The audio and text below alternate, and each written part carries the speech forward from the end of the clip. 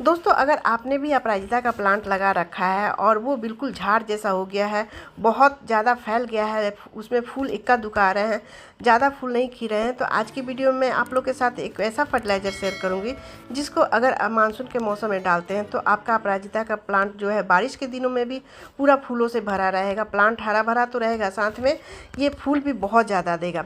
अगर सही तरीके से अपराजिता के प्लांट की देखभाल की जाए और सही खाद वगैरह दिया जाए तो अपराजिता का प्लांट हमेशा फूलों से भरा रहता है, खासकर विंटर को छोड़कर, क्योंकि विंटर के मौसम में ये दोस्तों डोरमेंसी में चला जाता है, बिल्कुल ये सूख जाता है, ऐसा लगता है ये प्लांट ख़राब हो जाता है। तो नवंबर तक अगर फूल लेना है तो आपको अभी ही इसकी देखभाल करनी होगी। बारिश के दिनों में आप इसकी देखभाल सही तरीके से करते हैं तो आपका अपराजिता का प्लांट नवंबर तक फूल देगा। तो कौन सा खाद है दोस्तों और कैसे इसको देना है, साथ में इसकी सही देखभाल कैसे करें बारिश के दिन में ताकि ये प्लांट फूलों से भरा रहे, चलिए वीडियो में शेयर करती हूँ। तो वीडियो में बने रहिएगा और वीडियो पसंद आए तो लाइक शेयर जरूर कीजिएगा। नमस्कार दोस्तों, कैसे हो आप सब? आई होप आप सब बहुत अच्छे होंगे और अपने अपने कामों में मस्त और व्यस्त भी होंगे।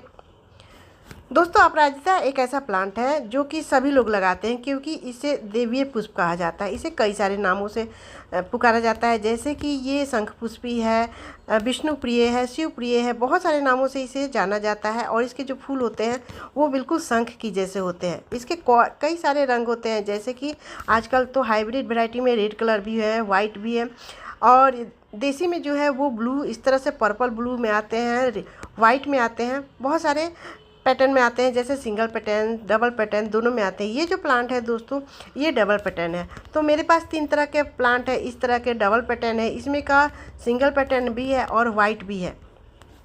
तो हर तरह से आपको ये प्लांट मिल जाता है नर्सरी में। लेकिन अगर लगाने का तरीका जाने तो इसे बहुत तरीके से लगा सकते हैं। जैसे कि ये जो बीज है दोस्तों, आपको बीज से भी लग जाता है। बीज जब इसके सूख जाते हैं, जैसे कि ये फूल है, ये फूल खत्म सूख जाते हैं, अगर आप इसको तोड़ते नहीं हैं तो आप उसकी जगह इसके बीज बनना शुरू हो जाते हैं, ये फलियां बनाना शुरू कर देता है। तो उस समय जब ये फलियां पकने लगते हैं तो उसमें काले काले बीज बनने लगते हैं। तो अगर बारिश के दिनों में आप उसे लगा देते हैं तो आपके पौधे तैयार हो जाते हैं। तो बीज से भी लगाना आसान है दोस्तों। और कटिंग से लगाने की बात कहें तो अभी बारिश के मौसम में आप कटिंग से भी इसकी कटिंग लगा सकते हैं, जो कि बहुत आसानी से लग जाता है। मैं आगे वीडियो में आप लोग के साथ शेयर करूंगी, जो कि मैंने कटिंग से अभी 15-20 दिन पहले लगाया है, बहुत ही आसानी से लग गया है। और बीज से भी इसके प्लांट मैंने लगाए हैं, तो दोनों तरीके से बहुत आसानी से लग जाता है। अगर आपके पास इसके कटिंग नहीं है, बीज नहीं है, तो आप अभी भी नर्सरी से इसके छोटे पौधे लाएंगे, जो कि 10-20 रुपये में बहुत आसानी से मिल जाते हैं। और जो कलर आपको चाहिए वो कलर मिल जाता है, जैसे कि वाइट, रेड और ये ब्लू, पर्पल, इस तीनों में बहुत ही आसानी से ये कलर मिल जाता है। तो ये तो हुई दोस्तों लगाने की बात।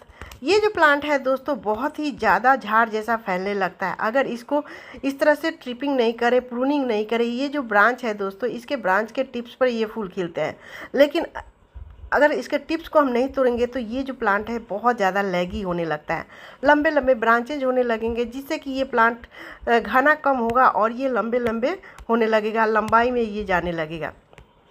तो इसलिए इसको ट्रिमिंग करना बहुत ज़रूरी है। यानी इसके ऊपर की जो इस तरह के टिप्स होते हैं दोस्तों, उसको तोड़ के हटा दें आप। इसके जो बहुत ही नाजुक इसकी ऊपर के टिप्स होते हैं तो आप हाथ से भी तोड़ सकते हैं, और थोड़े हार्ड प्रूनिंग करना है तो डीपली प्रूनिंग करना है तो आप इसको कैंची की सहायता से या फिर कटर की सहायता से आप इसकी प्रूनिंग कर सकते हैं। तो ये बहुत आसानी से हो जाता है, जिससे कि ये जो प्लांट है वो घना सा दिखने लगता है। तो इस तरह से देख सकते हैं, ये इतने सारे मैं हमेशा तोड़ के हटाती रहती हूँ ताकि ये जो प्लांट शेप में रहे। अगर शेप में रखना है तो ये काम करना बहुत ज़रूरी है। साथ में दोस्तों ये जो प्लांट है बहुत ज़्यादा हमें फूल लेने के लिए इस तरह से सूखे हुए जितने फूल, जैसे कि आज खिला हुआ है वो कल सूख जाएगा, अगर प्लांट में छोड़ देते हैं तो ये फलियां बनाना शुरू कर देता है। जब ये फलियां बनाना शुरू कर देता है तो वहाँ से बीज बनने लगते हैं। तो इसलिए हमें बीज अभी चाहिए नहीं, हमें ज़्यादा से ज़्यादा फूल चाहिए। तो इन सूखे हुए फूलों को तोड़ के हटा दें ताकि वहाँ से वो बीज ना बना सके। सूखे हुए फूलों को रोज़ तोड़ना बहुत ज़रूरी है, तभी ये जो प्लांट है ज़्यादा से ज़्यादा फूल देगा। देख सकते हैं ये सारे सूखे हुए फूल हैं जो कल के हैं। अगर नहीं तोड़ते हैं तो उसी प्लांट में ये प्लांट फूल जो है वो रह जाता है, वो टूट के गिरता नहीं है, वहाँ से फलियां बनाना शुरू कर देता है, जो कि बीज के रूप में तैयार हो जाता है। तो इसको तोड़ के हटाना भी बहुत ज़रूरी है दोस्तों। अगर आपको प्लांट में ज़्यादा फूल चाहिए तो इसको सूखे हुए फूल को तोड़ के हटा दें ताकि वो फलियां ना बना पाए। पाए। कभी कभी अगर प्लांट बहुत ज़्यादा घना होता है, उसमें हम बहुत ज़्यादा फूल तोड़ भी लेते हैं सूखे, फिर भी इक्का दुक्का इस तरह से बीज छूट ही जाते हैं, जो कि फूल छूट जाते हैं सूखे, तो वहाँ से ये बीज बन जाते हैं। तो उस समय हम अगर चाहे तो आप अभी बारिश के दिनों में इसे लगा सकते हैं। तो देखिए मेरे प्लांट्स में भी कुछ ऐसे सूखे हुए बीज मिले हैं, जो कि बहुत ज़्यादा तैयार हो गया है। इस तरह से इसके बीज होते हैं। देखिए ये सूख जाने के बाद इसमें काले काले बीज निकलते हैं। अगर ये प्लांट के बीज हरे होते हैं तो उसमें ये इस तरह से सूखे हुए फूल नहीं, काले काले नहीं होंगे, हरे हरे होंगे, जो कि अगर लगाएंगे तो वो लगेगा नहीं। तो इस तरह के अगर काले काले बीज हो जाते हैं तभी ये प्लांट बन जाते हैं, यानी जब इसको बीज सीडलिंग करेंगे तब ये बेबी प्लांट निकलेगा।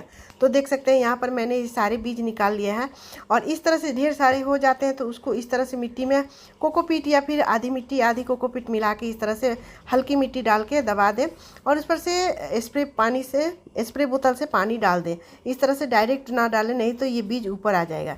तो इस तरह से देखिए ये 1 महीना पहले मैंने लगाया था, यानी मानसून आने के कुछ दिन पहले, और देखिए थोड़े छोटे छोटे बीज ये बन गए हैं, बहुत ज़्यादा ये बीज बन के तैयार हो गए हैं, बेबी प्लांट निकल आए हैं। तो इस तरह से बीज से भी बहुत आसानी से आप दोस्तों बहुत सारे प्लांट्स बना सकते हैं।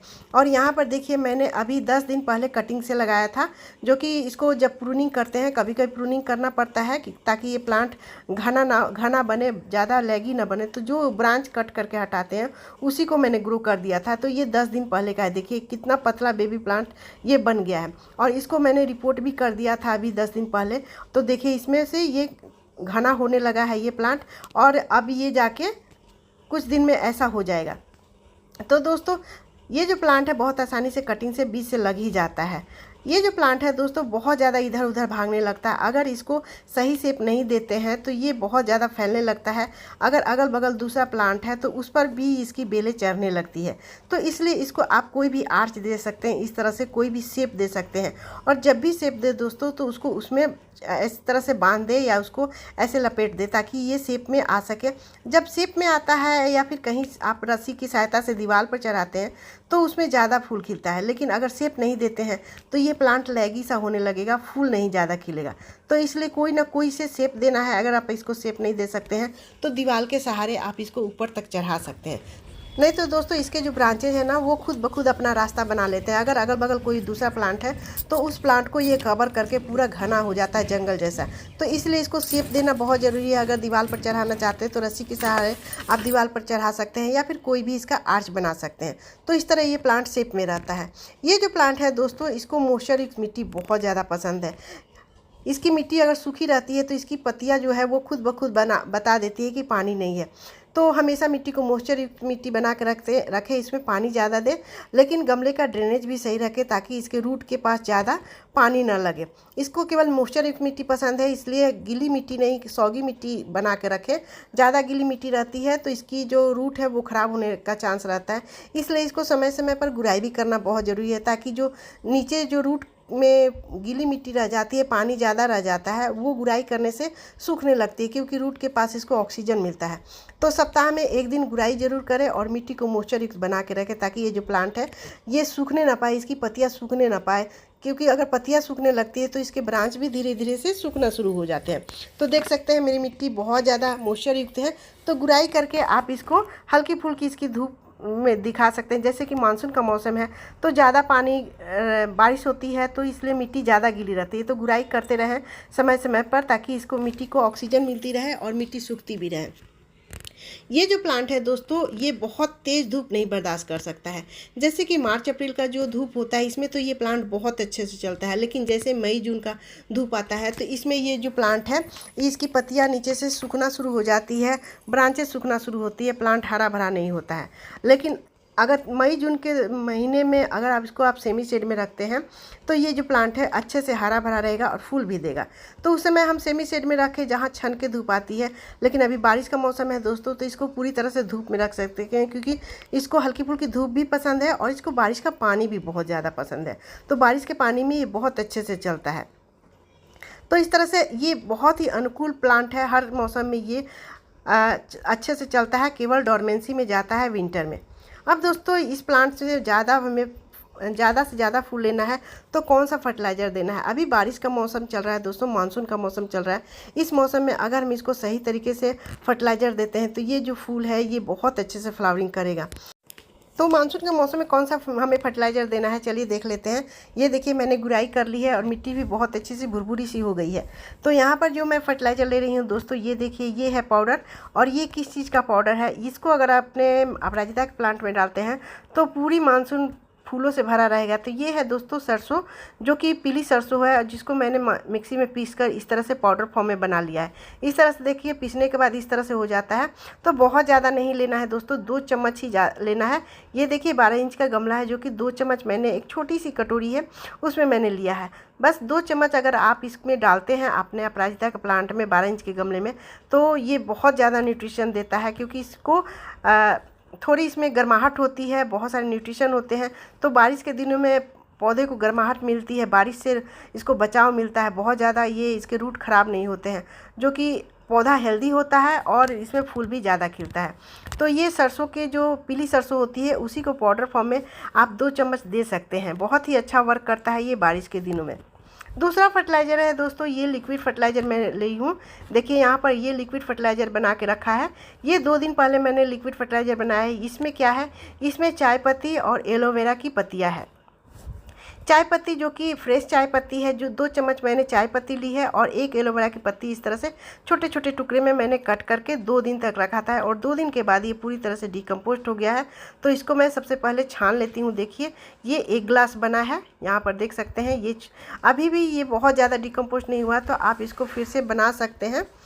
इस तरह से 2 दिन और भी रख के और लिक्विड बना सकते हैं। तो यहाँ पर आधा मैंने लिया है, पूरा गिलास मैंने नहीं लिया है, क्योंकि 2 गमले में मुझे डालना है।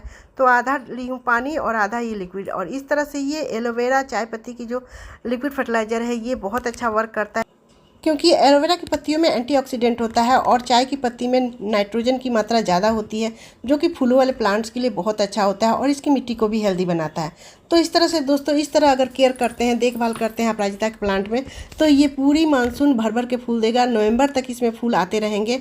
और साथ में ये 2 फर्टिलाइज़र करते हैं, डालते हैं, तो अपराजिता के प्लांट के फूल का साइज भी बड़ा होगा और फूल भी ज़्यादा खिलेगा। तो दोस्तों वीडियो कैसी लगी, अगर वीडियो पसंद आए तो लाइक शेयर कीजिएगा। मेरे चैनल पर नए हैं तो सब्सक्राइब भी जरूर कर लीजिएगा बेल आइकन घंटी के साथ, और एक कमेंट तो ज़रूर बनता है। तो मिलते हैं नेक्स्ट वीडियो में, तब तक बाय दोस्तों, टेक केयर, हैप्पी गार्डनिंग।